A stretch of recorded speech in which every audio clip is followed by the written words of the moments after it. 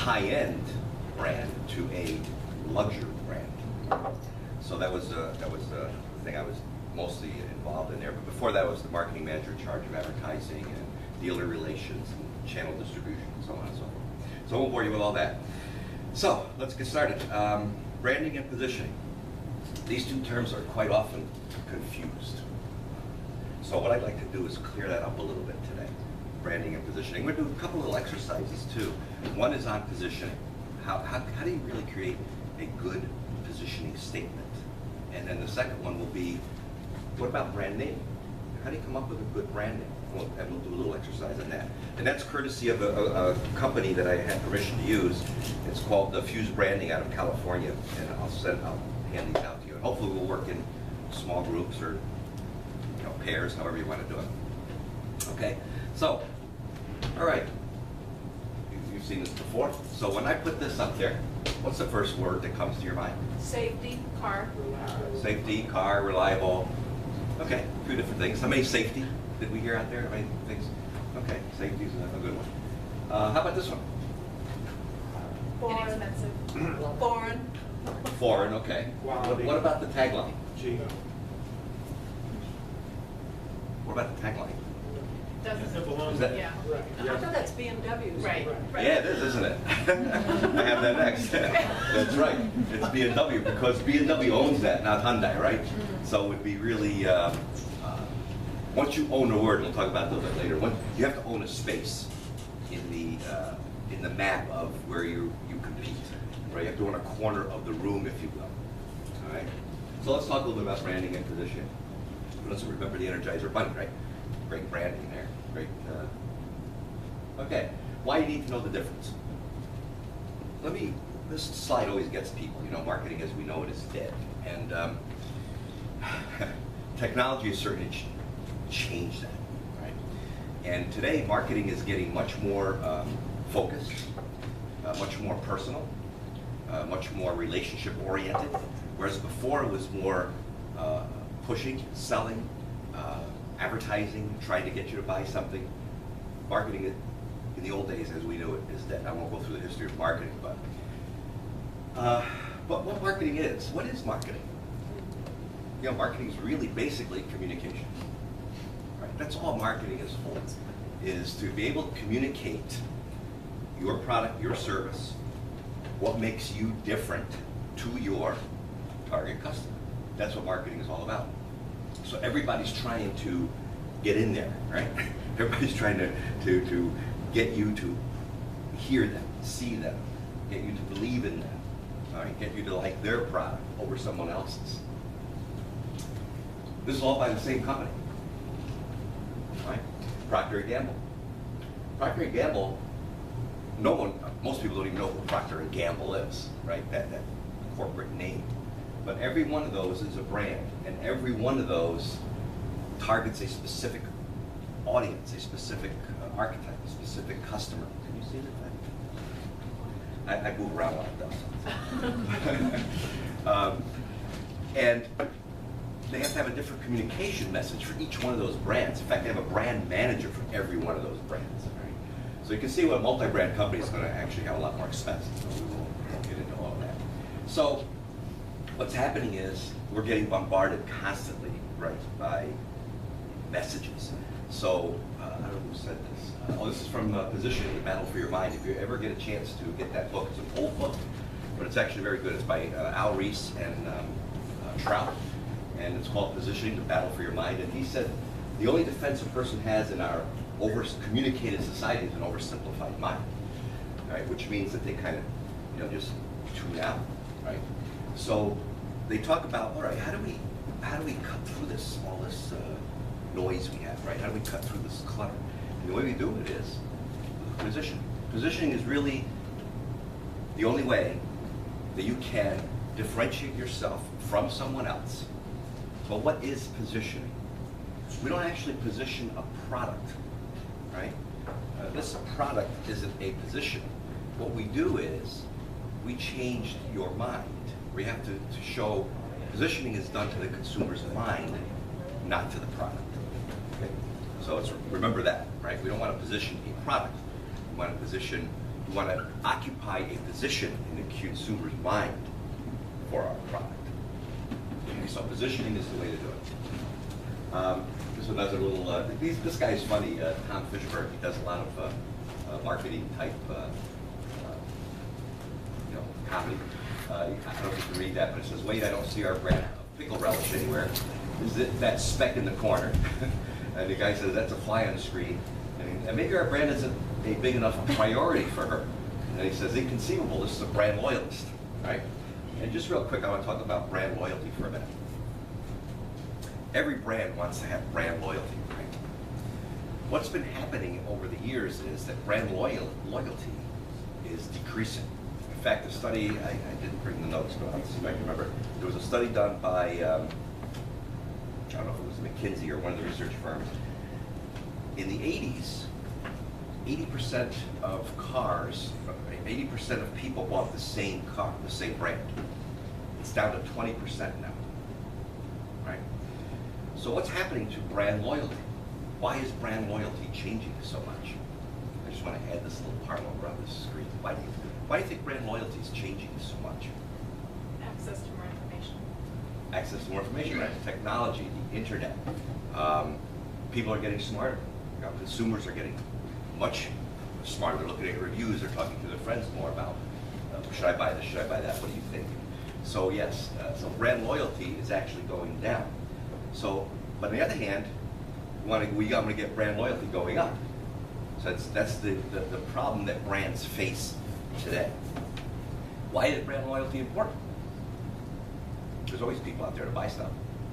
Because there's so many opportunities, so many different choices that people can make, that if you haven't got something built in, that's the only, the products themselves are basically functionally the same. Mm-hmm. So that's the only way that you actually can guarantee your place. Right, that's one way. So you're very correct. Products have now become functionally very similar. Quality is great, and so on and so forth.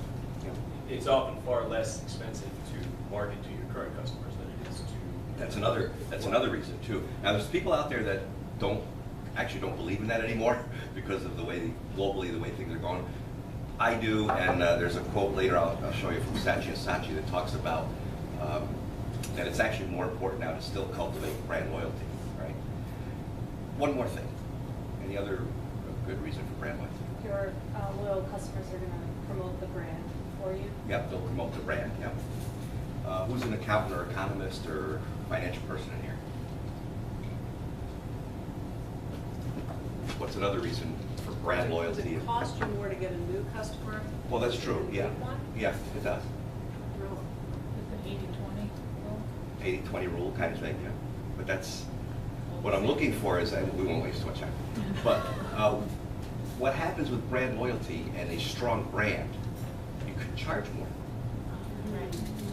So your bottom line, so look at Apple, right? I just priced out an Apple iMac, right, to do video editing. I thought that was like $2,800 or something like that. I could do the same thing with a PC for half the price. Why would I buy Apple? Right. All right, so by having brand loyalty and brand equity, we can charge more for our products. That's so brand loyalty. Anyway, so positioning is, when you position a product, it becomes really that starting point to create your brand, right? And I like to use Apple all the time as examples because it's easy and it's fun. But you take Apple Computer; they've positioned themselves in the consumer's mind as different. They connect with them emotionally, right? We'll talk about that a little bit later about emotional connection. So positioning is a necessary foundation and the starting point for a brand. And if you think about it, everything, the whole organization has to really be behind that position because it guides every strategy, and then below that it guides all the tactical things that the marketing department's doing, the distribution department, and so on and so forth. So it actually guides everything. It guides the creativity for advertising and social media and so on and so forth. Right? So, what do you need to know to really create a good positioning statement? First thing is, you need to know who the customer you're going after. What are their needs, right?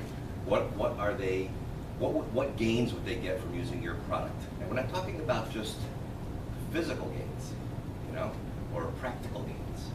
And again, we'll get into this a little bit later. We're talking about emotional gains. And that's what's happening today. Consumers want to know that a brand is connecting with them on an emotional level. Right? So you got to know who your customer is. Either you're taking away a pain from a customer by them using your product, or you're giving them some kind of gain. Right? They're gaining something. That's what it is. And also, positioning is it's important that you fulfill those needs as promised. Right? If you don't do that, today they can switch so quickly to something else. Right? You also got to give the customer reasons that you have credibility to be able to fulfill those needs, right? And you actually do, right? And of course, the emotional benefit that I talked about. If you can get that emotional benefit of the customer, that's when you fill those needs, then it'll lead to brand loyalty. Right? I won't go into this, but this is just, we'll skip that one. Positioning maps is another one that you might want to do. First of all, how many people are either own a business right now or just starting a business, or who want to people own their own business? So we got quite a few. That's great. And who wants to start up a business? Couple. That's great. Okay. And what do the others want to do? That didn't raise their hand. Market our existing brands. You want to do what? Market our existing brands. Oh, so you have your own business already? No. No. It's not a profit. Oh, it's a nonprofit. Okay, well, nonprofit has to market as well, right? We all have nonprofit. We all have. Good point. Hopefully for not too long. But nonprofits, you still have to market. I'm on the board for the Boys and Girls Club of Binghamton, and we're marketing all the time. We have to do it. But anyway, a positioning map is one good way to look at your product versus others. You can use two different scales. For example, this happens to be aspirin and Tylenol. So you got less gentle, more gentle on the stomach, less effective, more effective. And you can see where the gaps might be, right? So Tylenol came out with a more gentle and slightly more effective than bare aspirin, and they became the #1 leading, analgesic by positioning themselves from the competition in a different way. So positioning maps are very useful, and you can go online and find all kinds of software to help you with positioning maps. Another one, here's a good example of positioning, right? 7-Up, everybody knows, was the Uncola, right? They position themselves opposite. And Avis, they could never beat Hertz, so I don't know how long they used that logo. I don't think they still use it anymore, but it used to be we try harder, so they're positioning themselves from the competition. Okay, well, I'm just going to go through this real quick. How do you get direction? How does a company get direction? Well, first of all, you have to identify what business you're in, right? You might be surprised at, I was working with a company that was in they were making cookies that were licensed by the MLB, Major League Baseball. So I was working with him for a little while. And the first meeting I had with him, I asked him, what business are you in? He says, I'm in the cookie business. I said, really? Well, come to find out, he's really not in the cookie business. I could have put M&Ms in those tins of MLB stuff. It doesn't matter what's in it. You're in the, I don't want to say paraphernalia, what's the other word? Collector's business, souvenir business. That's the business you're in, right? So you got to be able to identify what business you're in. Who had trouble with that? The railroads. They thought they were in the train business. Right? They weren't in the train business. Now they're coming back because they know that they're in the transportation business, not the train business, right? So those kind of subtleties you have to think about. You also have to think about who do you want to serve. And a lot of companies, a lot of new startups come to me and says, oh, who's your market? I say, who's your market? Everybody. Come on. Everybody is not your market. Maybe Walmart, everybody is their market, but and even that isn't true. But really, your market isn't everybody. You cannot please everyone. So segmenting the markets is kind of like profiling. It really is. Market segmentation and targeting is about profiling your customers. What are their likes? What are their dislikes? How old are they? What do they like to read? What do they like to watch on TV? You know, what do they like to do for leisure time? Those kind of things.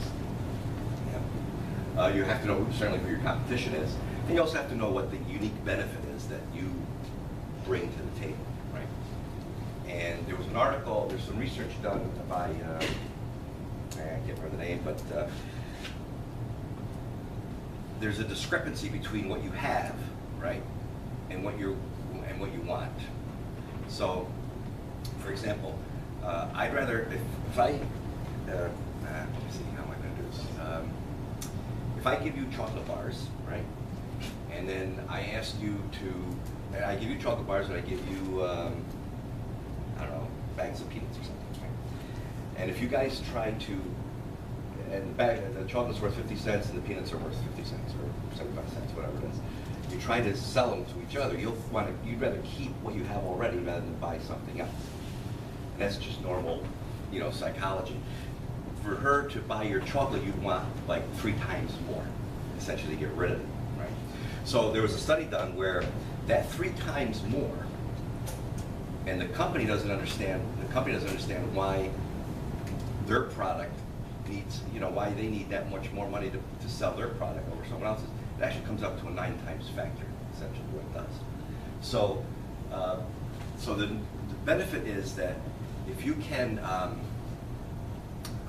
have a 10 times more factor in the the customer's mind, they will switch. They will buy your product over the other. Right? 10 times factor is basically what it means. So what I'd like to do, real quick, we'll break and then we'll go to the branding side, is positioning statements are kind of, how do you put a positioning statement together? There's a template for one that I'd like you to, those of you who have existing businesses can work if you don't already have a positioning statement. And those of you who want to start up, get together and use this as a template for your positioning statement. So let's take a look at it. So this is for your target market, whoever that is, right? So, and I'll give you some examples in a minute. So for your target market who wants or needs reason to buy your product or service, your product or service is in the category that you're in, that provides, and then the key benefit, unlike the competitor, the product or service is your product, the key differentiator, all right? So let me just give you an example on a template, and we'll go through this real quick. So for example, here's one from, who is this one? Dental Association. So for mothers who care, that's a target market. Target market is mothers who care, all right, about their children's health, right? Crest, the brand, of toothpaste category that is unsurpassed in protecting against cavities because it contains fluoride, a differentiating factor, and is endorsed by the American Dental Association. That's the positioning statement. Pretty simple. This was back when Amazon first came out, when they first, I think it was in the 90s, when they came up with this one, and that's when they were selling books primarily. So for World Wide Web users who enjoy books, Amazon.com, the retail bookseller that provides instant access to over 1.1 million books. Unlike traditional book retailers, right, unlike the competition, Amazon.com provides a combination of extraordinary convenience, low prices, and comprehensive selection. Right? So a positioning statement can be fairly short, doesn't have to be very long, but it has to have those key, so I'll leave that template up, and I think we need some papers for it. And we'll take probably no more than, I don't know, 10 minutes maybe, tops. So like I said, pair up with somebody you know, or work in groups, however you want to do it, and come up with, maybe for the, I don't know if you have a positioning statement for your nonprofit. We do, it's in the car. It's in the car. Do you know it? You got to know it in your head. Yeah, write it down. It would be nice to hear some of these, yes, more like a little workshop. Nice to see you, by the way. And she's got paper. If you need paper over here, anybody needs paper? So use this as your template, and we might have to brainstorm a little bit, you know, talk a little bit about it. I was going to borrow your brain because we have a You have a statement. You have a statement. right down. I don't want to, he has his own thing. You want to swap with me? Help him out? Very nice. So what did you have for a So your target market is? So this is gonna help you create. I've already talked to someone about it. You get the jelly.